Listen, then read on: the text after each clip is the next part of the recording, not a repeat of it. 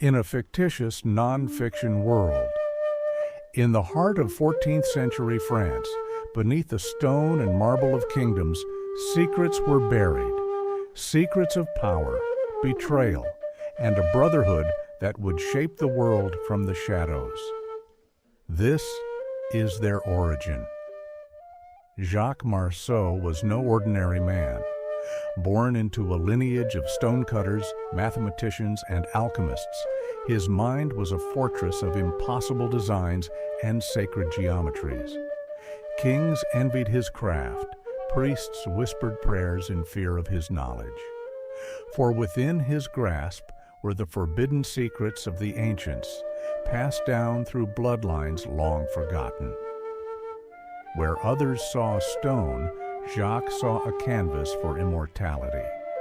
There was no monument a mortal mind could imagine that his hands could not create.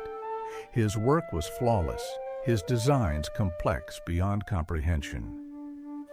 But such brilliance births enemies. Pierre, a rival builder consumed by jealousy, watched Jacques rise with a blackened heart. His whispers festered like a plague in the ears of noblemen, inflaming the fragile egos of powerful men.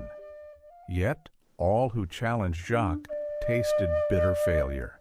Still, the seeds of betrayal had been sown.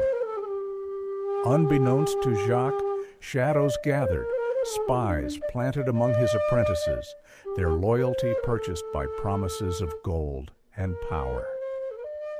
King Louis IV was a man drunk on conquest and glory. His heart was never sated, his ambitions boundless. No jewel shone brightly enough, no palace grand enough. His court overflowed with riches, wives, and concubines beyond number. Yet the ghost of insignificance haunted him.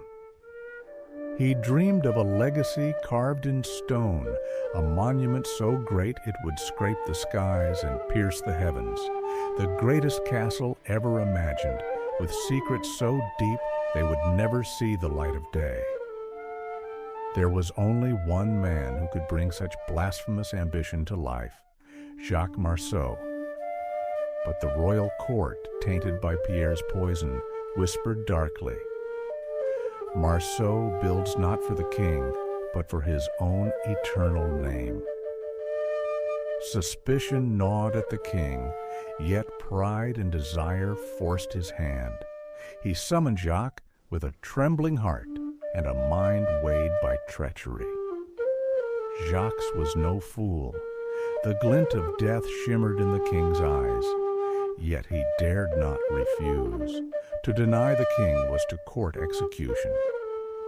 So Jacques worked and planned. One night, under a blood-red moon, he summoned his son, Alexander. His voice a whisper, his eyes heavy with foreboding. "Alexander, our blood, our name, our very existence is now a threat.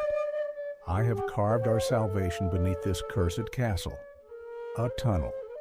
If the king turns his blade upon us, take your mother, your kin, and run." He pressed an ancient scroll into Alexander's trembling hands, the map of their escape and the last piece of his legacy. But the gods had sealed Jacques' fate.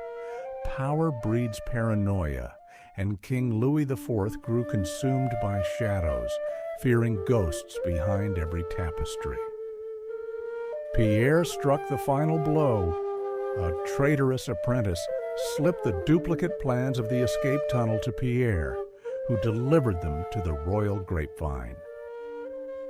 The king read the scroll in silence, his face pale as death. A secret tunnel? Proof of treason, proof of betrayal. A man who wields such power, who knows such secrets, must never live to use them, he hissed. In the dead of night, soldiers broke into Jacques' home. He was torn from his bed, his screams echoing through the village. Before his family he cried, "Alexander, remember everything." Alexander watched helplessly from the shadows, his heart shattered. Hope died that night. The trial was a farce.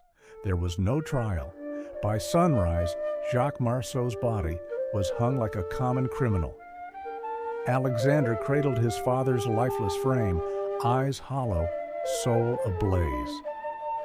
I swear by stone and star, by earth and sky, I will avenge you. I will end the crown that fears knowledge. With those words, fate itself trembled. A vow was not carved in stone. It was written into the bloodline of destiny. With hunters at his heels, Alexander fled through the secret vein of earth his father left behind. The shadows swallowed him, guiding him toward a dark and terrible purpose. South he ran, beyond borders, beyond mercy. And there, in lands forgotten by kings, he found his true calling. The world was ripe with men abandoned by their masters, scholars cast out for knowing too much, warriors betrayed for being too loyal. Alexander gathered them, the lost, the gifted, the damned. In the bowels of a forgotten crypt, they forged a brotherhood unlike any the world had ever known. By candlelight, they carved their creed into stone, the compass, the square, the all-seeing eye. They were no longer men. They were architects of fate, engineers of destiny. We build in shadow. We rise in silence. No king, no pope, no tyrant shall bind us. We are the Masons. Years turned to decades. The Brotherhood moved unseen, advisors to kings, commanders of armies, designers of cathedrals. Knowledge became their blade, time their fortress. But no power grows without attracting enemies. The Brotherhood faced wars from the church, betrayal from within, and the ever-tightening noose of royal suspicion. Still they endured, whispering through the ages. King Louis IV grew old. His dreams of eternal glory now rotted fruit. His coffers bled dry, his armies crumbling. The Brotherhood seeds had taken root. Every scribe, every treasurer, every general, theirs. And so the king fell, not to blade nor siege, but to whispers, to knowledge, to betrayal by design. Alexander, now gray and weary, stood upon the ruins of the Black Heart Castle. The age of kings ends, the age of builders begins.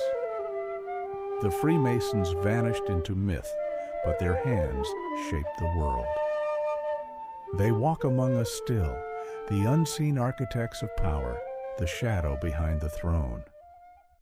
Their work is never done, for the world still needs building, and the darkness still needs light. We are the Freemasons, and our work is never done.